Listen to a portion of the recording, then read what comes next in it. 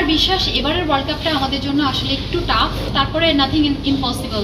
Upcoming world cup নিয়ে আমরা 6টি ওয়ার্ল্ড কাপ খেলবো, 5টা অলরেডি খেলে ফেলেছি এবং আমি একজন প্রাউড মেম্বার যে আমি সবগুলি পার্টিসিপেট করতে পেরেছি, সকল আলহামদুলিল্লাহ।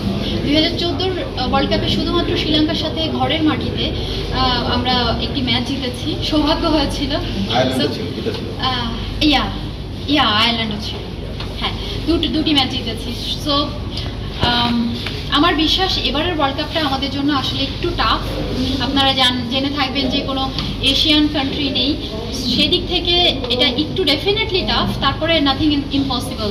আমরা যদি কালেকটিভ পারফরমেন্স করতে পারি, যেটা আমরা 2018 সালের এশিয়া কাপে করেছিলাম, ছোট ছোট কালেকটিভ পারফরমেন্স দিয়ে আমরা কিন্তু টিম ওয়াইজ আমরা ম্যাচ উইন করতে সমর্থ হয়েছিলাম। সো আমার বিশ্বাস যদি আমরা সেটা আবারও করতে পারি, নাথিং ইম্পসিবল। আসলে আমরা বলতে পারি যে ডেফিনেটলি আমরা যদি এটা করতে পারি, আমরা ইংল্যান্ডকেও হারাতে পারি, সাউথ আফ্রিকাও করতে পারি এবং ওয়েস্ট ইন্ডিজকেও হারাতে পারি। আর স্কটল্যান্ড সবাই ধরেই নিয়েছে আমরা হয়তো স্কটল্যান্ডকে হারিয়েই ফেলবো প্রথম ম্যাচ, তবে এটাও আমাদের জন্য ডেফিনেটলি একটু টাফ হবে। আমরা চেষ্টা করবো অবশ্যই ম্যাচ জেতার। ওদের 3 থেকে 4টে প্লেয়ার রিফ্রেশ খেলে, সো এটা আসলে টাফ হবে। তারপর আমি মনে করি আমরা কালেকটিভ পারফরমেন্স করলে সবই সম্ভব, তবে আমাদের আসলে টার্গেট আছে 1 থেকে 2টি ম্যাচ জেতা এবং আমরা সেটা স্টেপ বাই স্টেপ চেষ্টা করব।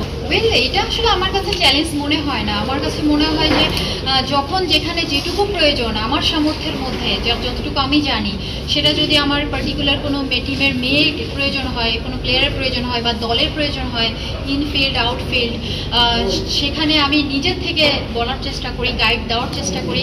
আমার এক্সপিরিয়েন্সড শেয়ার যেটুকুন আমি হয়েছি সেই এক্সপিরিয়েন্সগুলি শেয়ার করার চেষ্টা করি।